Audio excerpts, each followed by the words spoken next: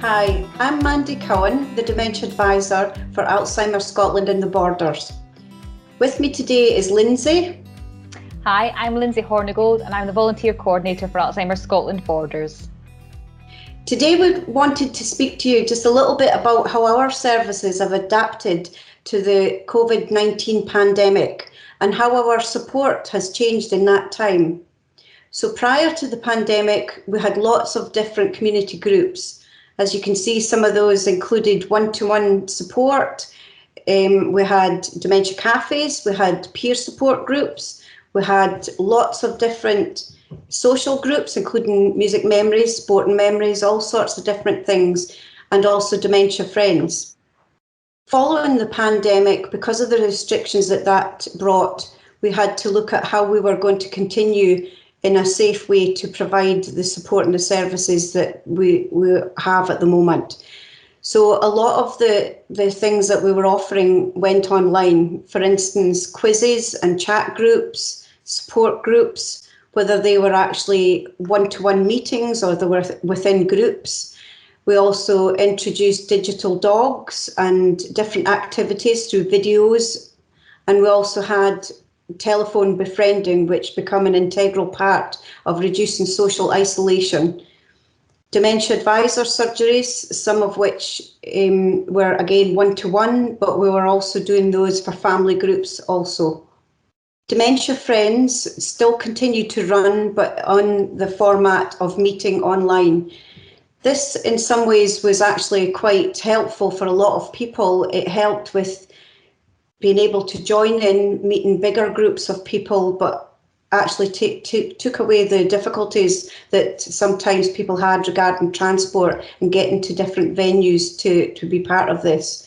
So we still offer the Dementia Friends, and this is for anybody in the community in the borders. It's for all businesses, it's for shops, it's for schools, anybody at all that lives in the borders that wants to know a little bit more about how to be supportive to people that are living with dementia. You can actually contact either Lyndsay and I and sign up for a session at any time. I'll hand over to Lyndsay to talk a little bit more about the group activities just now. Thank you. So the activities that we were doing previously were face-to-face. We've had to change them and make them online. So we used music and memories still continued, and we did that via Microsoft Teams. We had coffee and a blether, just chats over telephones. As we see, the telephone befriending service, that was initially one-to-one befriending. That moved on to telephone as well. We had the digital dogs, which includes doggy bingo and dog scavenger hunts. All these online activities that proved really, really popular. We also managed to get some devices from Connecting Scotland to help people get online. Dementia Awareness seen a lot of new resources that come to Alzheimer Scotland, and that included the national launch of the Virtual Resource Centre in June, the beginning of June. And we also had the Forget Me Not campaign, which was launched in 2020, but again, this was revisited for this year. And I'll let Lyndsay talk a little bit about locally what was going on in the borders for Dementia Awareness Week. So in 2020 was quite different. We were under the pandemic and there was real restrictions in place, so we couldn't do anything that we wanted to do. We did this with a Forget Me Not campaign where people were displaying, colouring, making their own Forget Me Nots, whether it be by crochet, clay, anything that they could do, they were doing it. We had a huge response to that. This year, as restrictions started to lift slightly, we did meet the Alpacas. So this was a great opportunity as the restrictions were starting to lift, just to get people back outdoors. Thankfully, the weather was great as well. So we managed to meet the Alpacas, feed the Alpacas, go for a little walk around the paddocks, and everybody thoroughly enjoyed that, as you can see from the photos that are there. So some of the activities that we have now have taken on a little bit more of a blended approach. Because some of the restrictions are now beginning to lift in the borders and indeed across all of Scotland, we're now able to have small outdoor activities, and we're still visiting our online activities as well.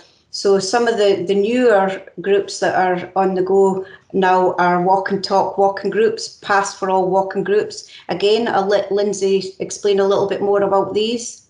Yep, so this is another opportunity to get people outdoors, just out for a walk, a bit more kind of health as well. And it's a nice slow walk, ground floors Castle Estate, beautiful walk, beautiful scenery, and so far the weather's been quite nice as well. So we have that on a Monday. We will start more walks as soon as we have more kind of people involved. And we're also linking with Paths for All, who do lots of walks all throughout the borders. So they're all dementia friendly walks as well. So if there's not a walk that we're doing, we're linking with Paths for All. So there's many walks throughout the borders that you can attend. One of the other new features that we've just recently introduced is our Borders Family Carers information sessions. They're open to everybody that supports somebody, whether that's a family member or you might be a friend of somebody who's living with dementia, and everybody's very welcome.